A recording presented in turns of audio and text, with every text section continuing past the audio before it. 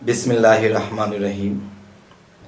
हे समस्त जगतबासी, आज आमी शामीम आলী চিশতি আপনাদের সামনে কিছু আলোচনা নিয়ে আসলাম। সেই আলোচনাগুলো হলো যে এই পৃথিবীতে যে গুরু, মুর্শিদ, পীর, আসলে এক একটা ভাষা এক একটা।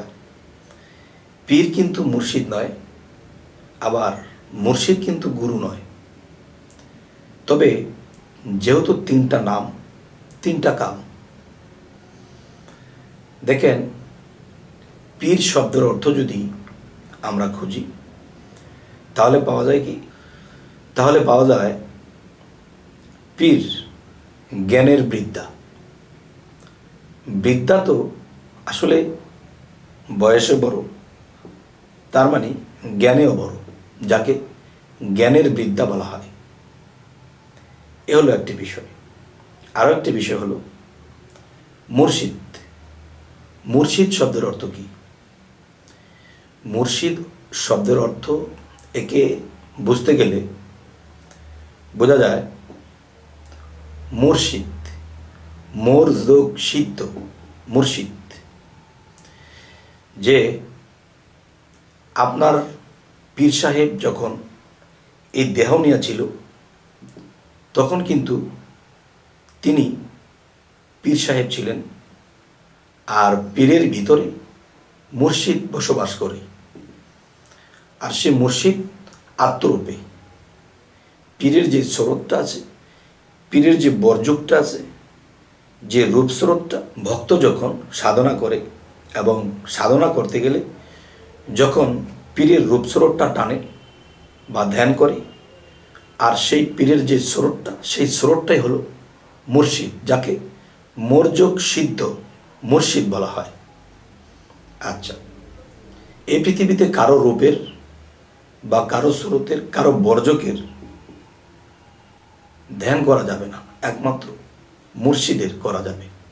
মর্যক সিদ্ধ, তার মানে মুর্শিদের রূপের সাথে নিজের রূপটা যখন একাকার হবে তখন এখান থেকে আরেকটা রূপ ভক্ত কোনো দিন দেখতে পাবে। আচ্ছা, এবার আসি গুরু। যে গুরু যে বিষয়টা, এই গুরু শব্দের অর্থ কি? গোর রুহ। গোর অর্থ অন্ধকার, রুহ অর্থ আলো। তাহলে গুরুর কাজ কি? গুরুর কাজ হলো একজন ভক্তকে অন্ধকার থেকে রুহের পথে আনা বা আলোকিত পথে আনা। গোর রুহ, অন্ধকার আলো।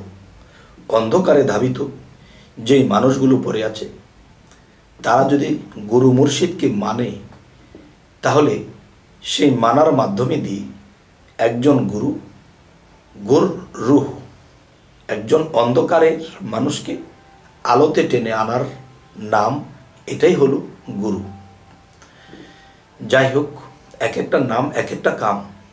সবকটু মিলাইতে গেলে স্থান একটাই হবে। যাই হোক, আজকের আলোচনা যেটি হলো সেটি হলো, দেখুন, যদি আপনারা কেউ মুর্শিদ ধরেন তবে জেনে শুনে বুঝে ধরবেন। কারণ মুর্শিদ ধরলে, গুরু ধরলে, পীর ধরলে জেনে শুনে বুঝে অনেক পরীক্ষা নিরীক্ষা করে একজন মুর্শিদকে ধরবেন। কেন বলছি? কারণ আপনি যাকে মুর্শিদ রূপে মানবেন, আর মুর্শিদ রূপটাই হবে রাসূলের, আর রাসূলের রূপটাই হবে আল্লাহর। যেদিন আপনি পীরের হাতে হাত দিলেন সেই দিন আপনি রাসূলের হাতে হাত দিলেন, যেদিন আপনি রাসূলের হাতে হাত দিলেন সেই দিন আপনি আল্লাহর হাতে হাত দিলেন। তাহলে যেই দিন আপনি পীরের হাতটা ছেড়ে দিবেন সেই দিন আপনি রাসূলের হাতটা ছেড়ে দিলেন, আর যেদিন আপনি রাসূলের হাতটা ছেড়ে দিলেন সেই দিন আপনি আল্লাহর হাত ছেড়ে দিলেন। তার মানে আপনি মুর্শিদ ধরলে আর কখনোই ছাড়তে পারবেন না। কারণ আপনি কখনো আল্লাহর হাত ধরেননি, মুর্শিদের হাত ধরেননি। তাই আপনি ছাড়বেন কি? আর যে ধরেছে সে ছাড়তে পারবেন না। তবে শাস্ত্র গ্রন্থ খুললে আমরা পাই গুরু ত্যাগী মানুষ, মুর্শিদ ত্যাগী মানুষ জাহান্নামী হয়। জাহান্নামী হয় কেন? যারা মুর্শিদের হাত ধরে আবার ছেড়ে দিয়েছে, তারা আল্লাহর হাত ছেড়ে দিয়েছে, তারা জাহান্নামেই যাবে। আচ্ছা, এখন কেউ বলতে পারেন আমি মুর্শিদ ধরেছি, বিশ্বাস করি, মুর্শিদ ধরেছি, আমি আল্লাহ পাব, নিজকে চিনব। এখন মুর্শিদ আমি একটা বিশ্বাস করে ধরেছি, তার প্রতি আমার ভাব ভক্তি, প্রেম ভক্তি এসেছে। এখন এই মুর্শিদকে দেখতেছি সে গাঁজা খায়, সে মদ খায়, সে নারীবাজি করে, সে বিভিন্ন খারাপ কাজে লিপ্ত। এখন যার গোডাউনটা খারাপে লিপ্ত, খারাপে ভরপুর, আমি তার কাছে ভালো কি পাব? তাই আমি বলবো যে গুরু মুর্শিদ জানিয়া বুঝিয়া ধরতে হয়। আচ্ছা, এখন যে মুর্শিদ, গুরু বা পীরকে ত্যাগ করা মানে আল্লাহকে ত্যাগ করা, তার মানে আমার জাহান্নামে যাওয়া। এখন আমি বলবো, তাদের উত্তরে আমি বলবো, যদি সঠিক মনে করে কোনো ভুল গুরু ধরেছেন বা তার মধ্যে কোনো শিক্ষা নেই, তার মধ্যে কোনো ভালো কথা নেই, ভালো পথের কোনো দিশারি নেই, মদ খায়, গাঁজা খায়, বিভিন্ন খারাপে লিপ্ত, তখন কি করবেন?